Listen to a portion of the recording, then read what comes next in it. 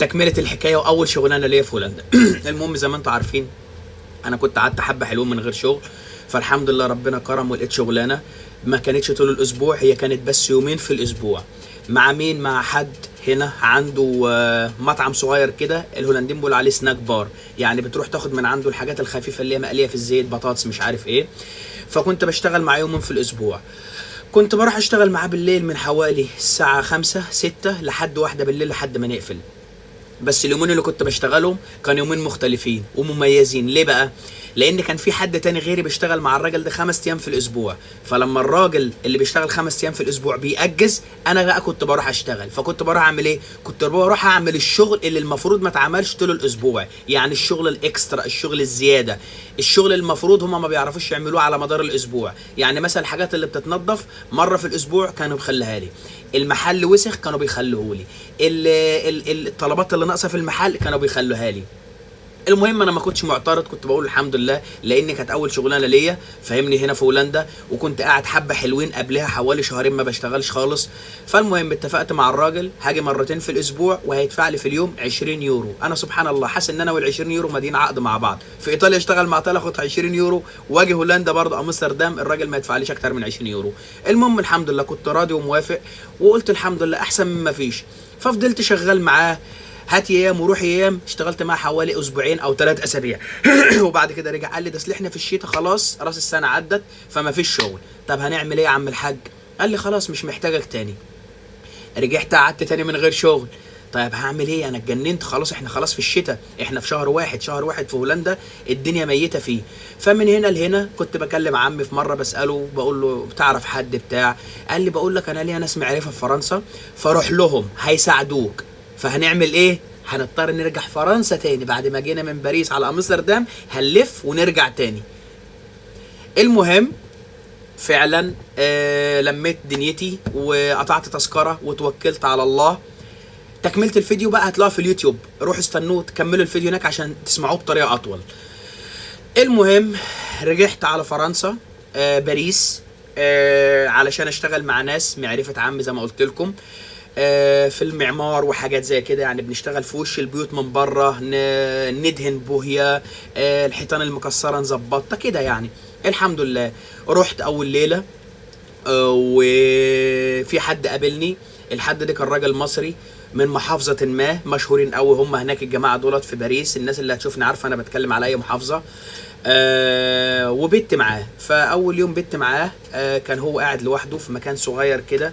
انا كنت فاكر ان السكنات في هولندا وحشه ومعفنه، انما السكنات في فرنسا يعني لا تطاق، ما يتقعدش فيها. الناس اللي عايشه في فرنسا عارفه انا بقول ايه. المهم كان هو قاعد هو واحد صاحبه وواحده صاحبته مغربيه. فالمهم هو طرق صاحبه، وانا هيطرقني فين؟ انا جاي عليه وبتاع، وقريبه صاحب الشركه قال له ده تشغله عشان عمه كذا كذا. المهم بيتني معاه. الراجل عاوز يتبسط مع صاحبته مش عارف يتبسط، فبدا يقول ايه بقى القرف ايه الخرا ايه مش عارف. فانت نايم سامع الشتيمه بودنك وما بتتكلمش. اول ليله عدت الحمد لله. الصبح هوب رايح مودينا على سكن مع ناس مصريين، كانت عباره عن اوضه كبيره شويه ومطبخ وغرفه معيشه يعني صاله. الاوضه دي بقى كنا بننام فيها كام واحد؟ عد معايا بقى.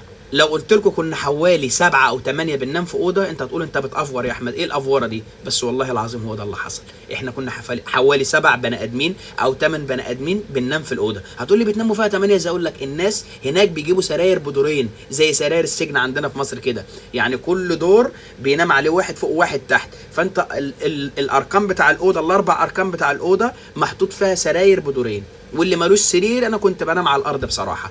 الكلام ده كان في شهر كام؟ كنا في شهر 1.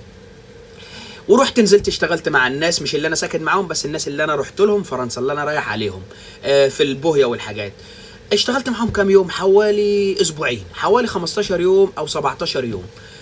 وبعد كده ما فيش شغل تاني خلاص كده، قال لك ما فيش شغل، احنا ما فيش شغل لك معانا. طيب فضلت قاعد في السكن هاتي ايام وروحي ايام. خلاص شهر 1 عدى، وشهر 2 خلاص عدى، خلاص داخلين على شهر 3 وانا قاعد، واليوم في فرنسا بيعدي عليك كانه سنه. انا ما حسيتش بغربه الا لما رجعت فرنسا، عرفت يعني ايه كلمه غربه. انت قاعد في وسط ناس ما بتعرفهاش، عقليه غريبه انت مش متعود عليها، الناس بتخانقوا مع بعض على الاكل، مين كل مين ما كلش، مين سرق مش عارف ايه من الثلاجه، حاجات غريبه كده. الواحد ما لما كنت في هولندا انا ما شفتهاش بصراحه، بس لما رحت هناك لقيت حاجات غريبه. واحد بيقول انت خدت حته لحمه بتاعتي، اقسم بالله افلام. يعني الواحد كان يجيب ورقه وقلم ويقعد يسجل فيلم. المهم مش طول عليكم، لما لقيت الدنيا ما فيهاش شغل تاني، وحسيت فعلا بغربه وانا في فرنسا في باريس. وناس كتير فاكره باريس لما بتسمع الاسم انت بتتخض، باريس، بس والله العظيم باريس ما يتعاش فيها. او تقريبا المصريين هناك بيعيشوا في بيوت معفنه، ومش بسخر من الناس ولا بتكلم وحش عن الناس، بس هناك البيوت ما يتعاش فيها. يعني امستردام كده ومثلا باريس كده، فاهمني؟ والشوارع زي ما احنا بنشوفها في التلفزيون، شوارع معفنه وملانه فران. تحت البرج هناك في متسولين بيناموا وبيبيعوا حاجات كده زي الناس اللي بتقف مثلا في سوق الجمعه كده، وحاجات غريبه، مناظر والله لو شفتها تترعب. هي دي باريس الحقيقيه.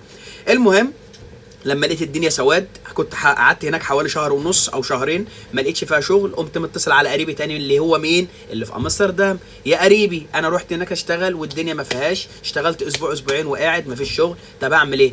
قال لي ارجع الصبح هتلاقي في شغل مستنيك. قلت له ارجع فين؟ قال امستردام. قلت له طب انا ما عنديش فلوس، قطع لي تذكره. قطع لي تذكره، وفعلا خدت القطر تاني من باريس على امستردام، وفعلا جيت بت معاه في بيته ليله، والصبح نزلت شغل. الشغل اللي نزلته ايه بقى؟ هقوله لكم ان شاء الله في الفيديو اللي جاي. السلام عليكم.